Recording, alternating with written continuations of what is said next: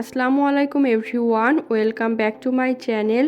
আজকে মজাদার স্বাদের ডিম আলু চপের রেসিপিটা আপনাদের সাথে শেয়ার করছি। তাহলে ভিডিওটি দেখে নেওয়া যাক।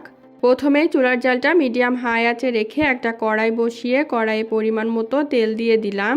তেলটা গরম হয়ে গেলে তেলের মধ্যে পেঁয়াজ কুচি দিয়ে এবার পেঁয়াজটাকে নেড়ে চেড়ে হালকা একটু ভেজে নিব। পেঁয়াজটা ভাজা হয়ে গেলে দিয়ে দিচ্ছি 2-3টার মতো কাঁচামরিচ কুচি। কাঁচামরিচটাকেও পেঁয়াজের সাথে নেড়ে কিছুক্ষণ ভেজে নিব। এখন এর মধ্যে একে একে মশলা দিব। যার আগে প্রথমেই চুলার জালটা লো আঁচে করে নিচ্ছি। তারপর দিয়ে দিচ্ছি স্বাদ অনুযায়ী লবণ, 1 চা চামচ জিরা গুঁড়া, ধনে গুঁড়া, শুকনো মরিচের গুঁড়া, আধা চা চামচ হলুদের গুঁড়া, গরম মশলার গুঁড়া আর 1 চা চামচ আদা রসুন বাটা। এবার মশলাটাকে নেড়ে চেড়ে কিছুক্ষণ সময় নিয়ে পেঁয়াজের সাথে ভেজে নিলাম। তারপর এর মধ্যে দিয়ে দিব 2টা মিডিয়াম সাইজের সিদ্ধ করে নেওয়া আলু হাতের সাহায্যে ম্যাশ করে। এখন মশলার সাথে আলুটাকে নেড়ে চেড়ে মিশিয়ে নিব।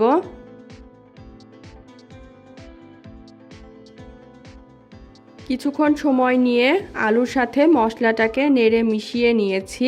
এখন এর মধ্যে দিয়ে দিচ্ছি 3টা সিদ্ধ ডিম গ্রেটার দিয়ে গ্রেট করা। এইভাবে ডিম আলুর চপটা যদি তৈরি করা হয় তাহলে কিন্তু খেতে দারুণ লাগে। তাই ডিমটাকে এইভাবে গ্রেটার দিয়ে গ্রেট করে আলুর সাথে প্রথমে ডিমটাকে রান্না করে তারপরে চপটা তৈরি করবেন। এবার এর মধ্যে দিয়ে দিচ্ছি ধনিয়া পাতা কুচি।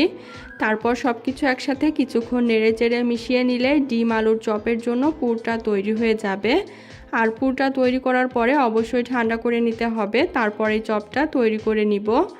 এখন আমি বেসনের একটা ব্যাটার তৈরি করে নিব। যার জন্য একটা বাটির মধ্যে দিয়ে দিচ্ছি 1 কাপ বেসন। সেই সাথে দিয়ে দিব স্বাদ অনুযায়ী লবণ, 1 চা চামচ জিরা গুঁড়া, 1 চা চামচ ধনে গুঁড়া, 1 চা চামচ শুকনো মরিচের গুঁড়া, 1 চা চামচ হলুদের গুঁড়া, আধা চা চামচ গরম মশলার গুঁড়া, আধা চা চামচ বেকিং পাউডার আর 1/4 চা চামচ বেকিং সোডা। সেই সাথে 1 চা চামচ আদা বাটা আর রসুন বাটা। এখন সব কিছু একসাথে একটা হ্যান্ড উইক্সের সাহায্যে নেড়ে চেড়ে মিশিয়ে নিলাম। তারপর এর মধ্যে অল্প অল্প করে পানি দিব আর বেসনের একটা ব্যাটার তৈরি করে নিব। অল্প অল্প করে পানি দিলে পানির পরিমাণটা বুঝতে সুবিধা হবে। আর যেহেতু চপ তৈরি করব সেক্ষেত্রে বেসনের ব্যাটারটা হালকা একটু পাতলা রেখে বানাতে হবে। অল্প অল্প করে পানি দিয়ে আমি প্রায় 1 কাপ পানি এখানে দিয়েছি বেসনের ব্যাটারটা তৈরি করার জন্য। এই যে বেসনের একটা স্মুথ ব্যাটার তৈরি করে নিলাম। এবার আমি চপটা তৈরি করে নিব। এবার চপ তৈরি করার জন্য হাতে সামান্য একটু ডিম আলুর পুর নিয়ে প্রথমেই গোল বলের মতো করে নিচ্ছি। তারপরে 2 তালুর সাহায্যে চ্যাপটা করে চারিপাশটা সমান করে দিব। আমি প্রতিটা চপই একইভাবে তৈরি করেছি।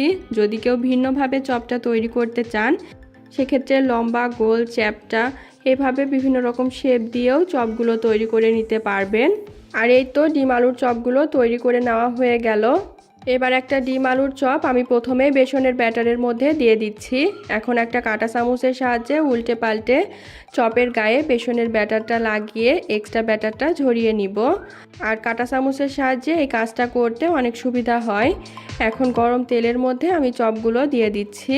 প্রথমে চুলার জালটা মিডিয়াম হাই আঁচে রেখে তেলটাকে গরম করে নিতে হবে। তারপরে চপগুলো তেলে ভেজে নিতে হবে। চপগুলোর এক পিঠ ভাজা হয়ে গেছে, এবার আমি উল্টে দিচ্ছি। এইভাবে আর এক পিঠও ভেজে নিব। তারপরে তেলটা ঝরিয়ে চপগুলোকে তেল থেকে উঠিয়ে নিব। খুবই সহজেই চপগুলো ভেজে নেওয়া হয়ে যায়। আর ডুবো তেলে চপগুলো ভাজলে চপগুলো একদম ফুলকো হবে, চুপসে যাবে না। এখন ডিম আলুর চপগুলো আমি একটা সার্ভিং প্লেটে সার্ভ করে নিব।